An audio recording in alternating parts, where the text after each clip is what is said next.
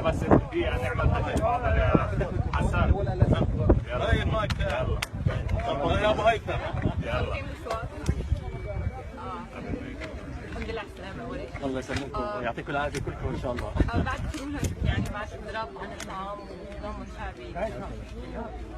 اليوم هو يوم انتصار للشعب الفلسطيني، يوم تحقيق إرادة جديدة بعد أن حققت المقاومة في غزة إرادة ثم إرادة ثم إرادة، وفي الضفة الغربية صمود وإرادة، وأهالي القدس وأهل الداخل حققوا الإرادة والتأكيد على الانتصار. هذا اليوم يضاف إلى مسلسل الانتصارات للشعب الفلسطيني التي تتوالى إن شاء الله بمزيد من الثبات والصمود والتحدي. هذا الانتصار أثبت أن الاحتلال هش، وأن معادلة الأمن لدى الاحتلال هي معادلة وهمية، لا يستطيع أن يتجرأ أكثر مما يكون وما كان في أثناء الإضراب حتى يتسنى له أن يستمر في العنجهية الصهيونية على الشعب الفلسطيني. وهذا باب يفتح على الأسرى الإداريين بأن يقرروا الآن قرار